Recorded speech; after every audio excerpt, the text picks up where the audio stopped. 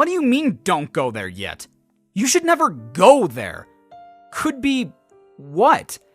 You don't just stop your pep talk when someone's going through depression. You should finish whatever encouraging thing you're gonna say. That being said, if someone's trying to comfort you and be there for you in your troubling times, you shouldn't just walk away or shield yourself. Oftentimes, we don't consider the people that have been there for us or know how powerful the things we say to others can be until it's too late. Over 300 million people around the world suffer from depressive disorders, and that's just the number of people that are willing to talk about it. Many others keep their mental health a secret, either because of the stigma surrounding it or because they're unable to properly identify the symptoms. Close to 800,000 people commit suicide every year, and mind you, not all those numbers are associated with depression or even a mental health disorder. But it's still heartbreaking to think that a person takes their own life on average every 40 seconds, sometimes due to things that are out of their control or even by accident due to, among other factors, self-harm.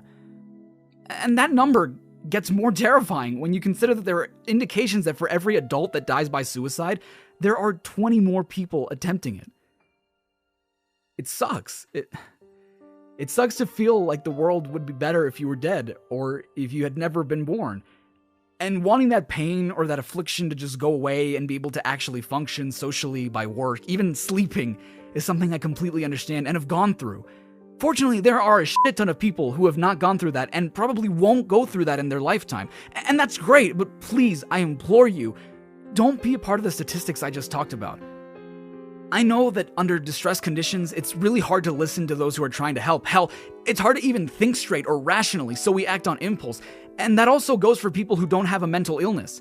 Similarly, it's hard to keep your shit together when someone won't listen to you when you're doing your best to be comforting, or when you're trying to help. But please, if you're in that position, don't stop trying to help. If you or anyone you know, even if you're not cool with that person, you gotta put that petty shit aside and kindly tell them to contact a suicide prevention hotline or go to therapy. And if you don't know where you can find that information, I'll put some numbers and links in the description so that you know where to do that.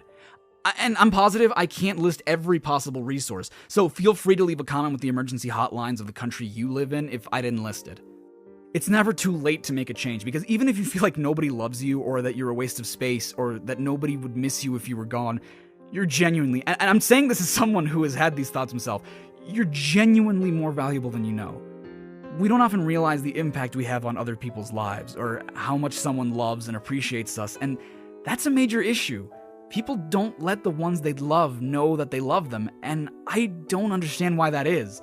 Like, it could literally save someone's life to tell them that you love them. And if you don't think that you love yourself, you might be sorely mistaken. Because the fact that all these contributing factors that can cause depression, whether it be because you don't feel like what you do is valued or is cherished as what others do is, or that you don't feel like you're talented or good looking, or you feel like you're an arrogant asshole who has messed up in the past and is doomed to fail, and that people judge you without even knowing you, and you emotionally abuse yourself into thinking that you could lose everyone or everything by having or doing something that makes you happy, the fact that all that leaves you yearning for an escape means that you care and love yourself enough to want a change. And I'm not saying you should take that escape. I'm saying that because you want that change, you care about how you're feeling, and by proxy, yourself. And okay, maybe even after all that, you still don't. But that doesn't mean nobody does. Because I didn't just spend all this time talking to you about the risks of depressive disorders to look like I care.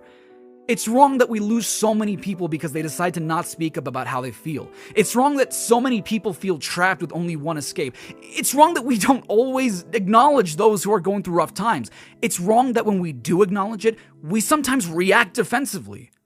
It's wrong that Vector didn't finish his thought and let Shadow know how valuable he thinks he is and how much he appreciates that he helped him find the computer room. And it's wrong that Shadow, who just stopped an alien empire from taking over the world, saving millions of lives, who sacrificed himself to stop a space colony from destroying Earth, who collected all 7 Chaos Emeralds in order to remember his past, because he cared about himself so damn much that he wanted to know who he was and establish an identity for himself now, thinks that his life is worthless because of something he never asked for and had no control over: being born. But there is nothing wrong with wanting a better life for yourself and wanting to be happy. So please, you deserve to get up and make a change in your life. Because you have that power. And because you matter. Okay, I'm gonna give a little grace period because I'm writing the script and I don't know if the next scene is gonna be a huge whiplash in terms of tone, so feel free to pause the video if you need to and come back when you're ready.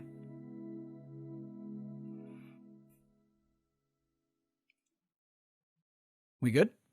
Okay. On to making more fun of this game.